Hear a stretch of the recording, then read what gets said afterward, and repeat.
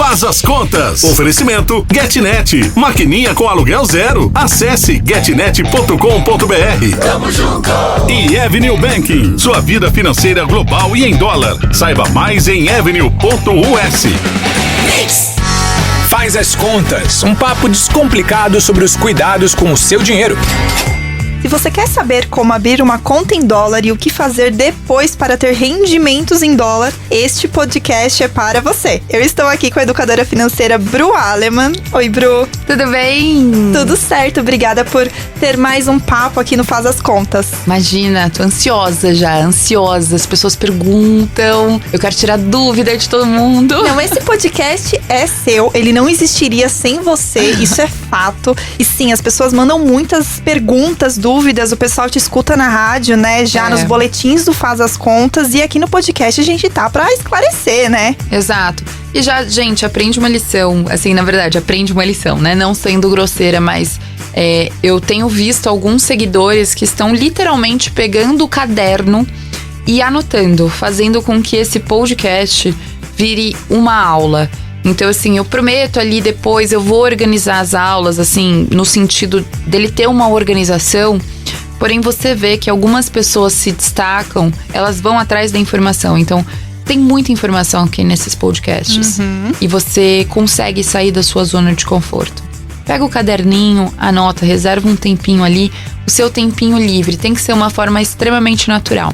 Mas você vai aprender bastante, tenho certeza. Sim, hoje a Bru, ela fez a lição de casa, trouxe anotações, né? E a gente começa aqui uma série, né, de 4 podcasts, ou melhor, 4 episódios, que a gente vai fazer para responder as dúvidas mais frequentes sobre investimento em dólar. Já tô vendo que eu vou aprender tudo aqui, viu, gente, com vocês. Ai, que ótimo, deixar esse material redondinho aí para todo mundo que tem dúvida. Não é? E a gente já vai começar pelo começo, literalmente, né? Tá. Esse aqui é o primeiro episódio, então é a primeira parte, que é como e por que abrir uma conta em dólar. Então eu gostaria de já começar, Bru, pedindo para você explicar o básico, né? Que é o interessante, tipo, por que é legal investir em dólar e por que o investimento no exterior ele já é entendido como proteção. Principalmente por conta de todos os problemas que a gente chama de risco país. Todo país ele tem um determinado risco. São várias coisas que entram dentro desse risco país. Então pode ser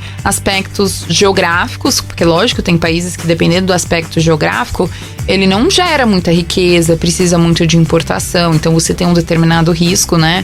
Porque ele tem a necessidade dos outros países para sobreviver. Você tem os aspectos políticos, você tem os aspectos econômicos, enfim.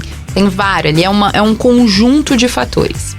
E dentro disso, o Brasil, ele tem um risco muito alto, que se diferencia, por exemplo, de uns Estados Unidos ou de uma Europa, né? Alguns países da Europa, principalmente, mais do que outros. Por quê? Economias estáveis, economias desenvolvidas, moedas fortes, e o Brasil não. Você vai falar, mas por quê? São inúmeras coisas, né? Logicamente que os principais pontos são os aspectos políticos e econômicos. Então a gente pode entrar aí disparado a questão de corrupção, né? Nós estamos falando que o risco país nada mais é do que a confiança que você coloca. Então eu vou voltar, eu trouxe aqui uma explicação. Então você tá vendo que o Brasil ele tem um risco de confiança muito menor do que o dos outros.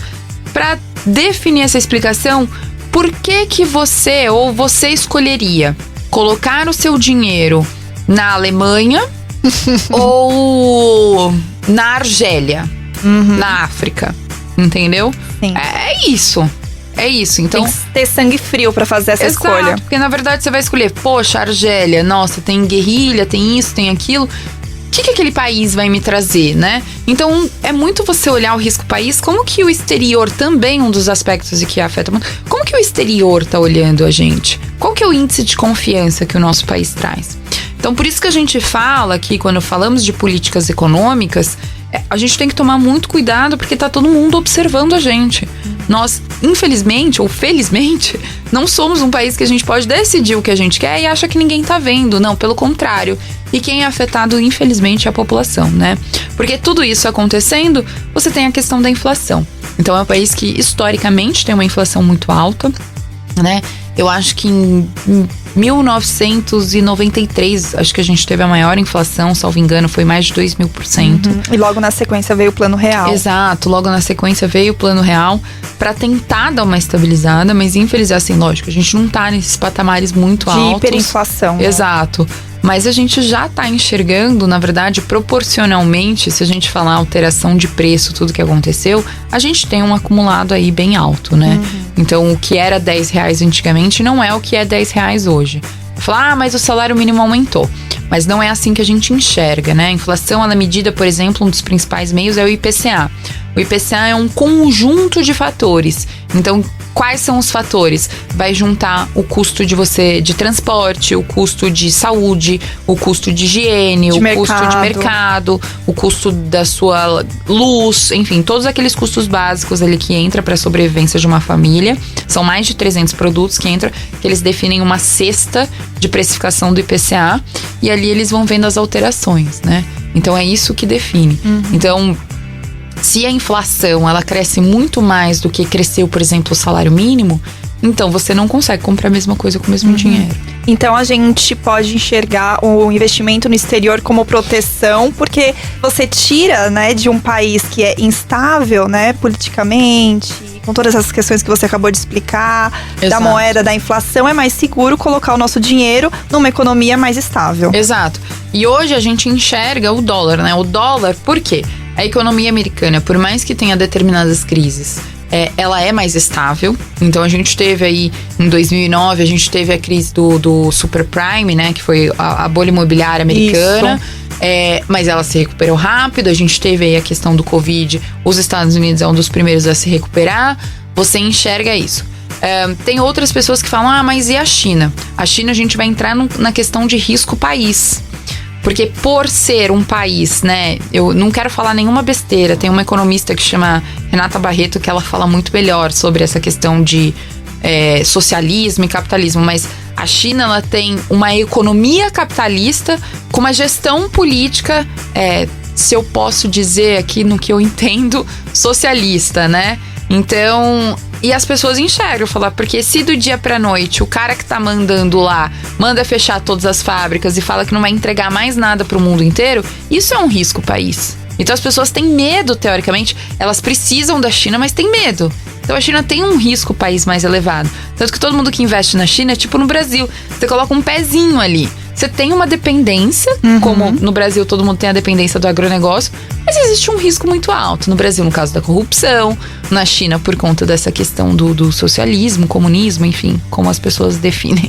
Perfeito, então a gente já recebeu uma aula, né, do porquê o Brasil, ou melhor, por que você não deve, né, deixar todo o seu dinheiro, o seu investimento aqui. Uma porcentagem é sempre interessante investir em proteção. Exatamente.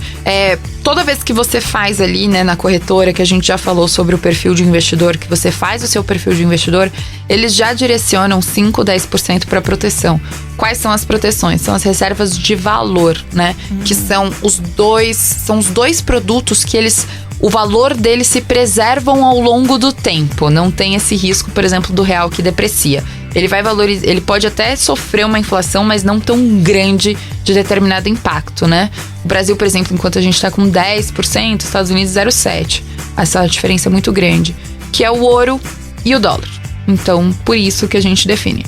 Ouro, as reservas de valor da maioria dos países é feita em ouro, existem barras de ouro. Nossa, que legal, eu não sabia. Acho que, é igual nos filmes, no desenho animado. Exato, acho que tem bancos em Nova York, enfim. Tem todas essas coisas, assim, legal. Inclusive de alguns países estão, por exemplo, nos Estados Unidos, no Banco X, tem uma reserva de valor em ouro da Alemanha, por exemplo, sabe? Que guarda dinheiro lá, porque eles guardam em dólar. E também as dívidas dos países são calculadas em dólar, enfim. Daí a gente tem N, né? Exportação calculada em dólar. Então, tudo que vem da China, por exemplo, mas não importa se é euro, se é isso, não. É calculado em dólar. Tudo é calculado em dólar. Então, acaba sendo a moeda mais forte, né? O euro tá bem equiparado ali, mas não tem uma força mundial de precificação de coisas. Agora que você já fez toda essa explicação, eu tenho aqui uma bateria de perguntas que vai ser assim, vou te fazer a pergunta e você venha com a resposta, porque é aquela pergunta bem direta. Medo. Bru, como abro a conta no exterior? Pela corretora, meu povo. Vamos lá? Vamos lá, passo a passo, porque eu quero ver aqui o desenho. Gente, eu não vou lembrar o processo de cadastro, né? Eu não tinha nem como fazer isso, porque eu já tenho um cadastro num determinado tempo, né? Mas o cadastro é relativamente simples. Eu acho que a Babi, inclusive, abriu há pouco tempo. Eu fiz recentemente. Exato. É relativamente simples, né? Tem 2 pontos que pode dar problema se você não conseguir abrir a sua conta. Um é restrição no seu CPF. Então, eu tive, por exemplo, 3, 4 pessoas que investiram em criptomoeda, em outros tipos de corretora internacionais e não declararam no imposto de renda desse ano. E você pode ficar com seu CPF restrito. Então, tudo que você investe, você precisa declarar. E daí ele conseguiu não abrir a conta. Porque realmente, se você não declara, você fica com seu CPF restrito. E o outro por uma questão de documentação. Às vezes você tem um comprovante de endereço que é da sua mãe, mas manda seu RG e tudo mais. Então o processo é bem simples. Qualquer coisa, entre no site da avenue.us e você tem as informações de contato, inclusive o e-mail. Eles respondem muito rápido. O foco deles é muito em atendimento para atender todos os brasileiros. Então, passando esse processo de cadastro, você vai ter uma abertura de conta. Na verdade, ele é bem simples. Tem uma coisa que eu queria trazer. Durante esse processo de cadastro, vocês vão ter 2 perguntas, assim, 3 perguntinhas aqui que eu quero trazer para vocês que é interessante. O que é um investidor qualificado? Provavelmente vai perguntar para vocês. O investidor qualificado, você não coloca que você é um investidor qualificado se você não tiver mais de R$1 milhão investido. Essa é a diferença do investidor tradicional e o investidor qualificado. Então já tiro essa dúvida para vocês que normalmente já tem essa pergunta. Não lembro se efetivamente na Avenue, mas provavelmente tem, porque isso é praticamente padrão. Os Estados Unidos também pede isso. Segunda, pessoa politicamente exposta, né? Que eles falam, acho que é EPP, alguma coisa assim. Se você tem algum envolvimento com política, né? Isso daí também... É verdade, perguntam isso. Isso daí também é muito comum. Qualquer corretora que você abre, não é só porque é na Avenue e é no exterior, né? A Avenue, ela é no exterior, tá, gente? Ela é diferente de todas as corretoras que vocês conhecem aqui. A gente tá falando de investimento em dólar, não em reais, mas eu vou explicar mais pra frente. Então, o que é a pessoa politicamente exposta? Se você tem qualquer envolvimento, você tem alguma família, enfim, sua família está envolvida na política. Isso tem N fatores, porque geralmente essas pessoas precisam assinar um outro tipo de documentação, porque tem muita questão de fraude financeira, né? Então, assim, não é uma exclusividade do Brasil, todos os lugares precisam assinar, mas tem, lógico, um olho aqui no Brasil, principalmente pra gente entender da onde que vem o dinheiro, da onde que você vai mandar, enfim, e vai ter um questionário a mais, tá bom? E a última é um formulário que se chama W8. Esse formulário W8, ele nada mais é que um documento que você mostra enfim, tem todas as informações lá e eles indicam tudo em português. Assinem esse formulário, porque é ele que vai te isentar de pagar imposto nos Estados Unidos. Importante. E ele que vai te ajudar a pagar imposto aqui no Brasil, né? Então, assim, porque você tem um imposto de dividendo, na verdade, esse imposto de dividendo, ele tem que ser pago, né? Porque quando você vai receber o dividendo na sua conta americana, ele já vem sem esse imposto, mas eu tô falando daquele imposto, principalmente aquele acima de $60 mil ou até $60 mil, que a gente fala que é a taxa de herança dos Estados Unidos, que pode chegar até 40%. E você não é residente fiscal americano.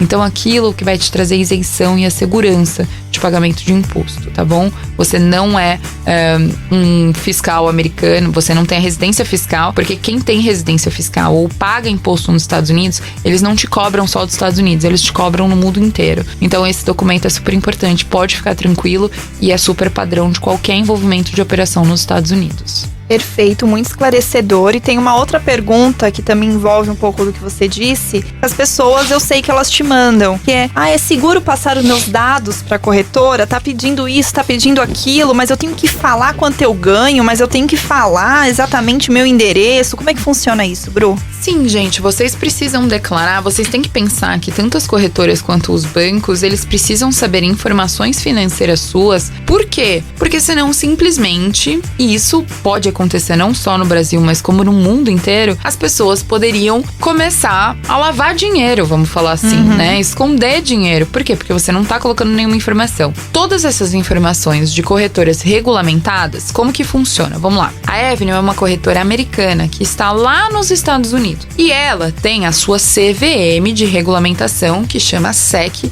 lá nos Estados Unidos. Ela está regulamentada, a regra dela é toda lá. Quando ela resolveu vir para o Brasil, o que ela precisa? Estar regulamentada aqui no Brasil.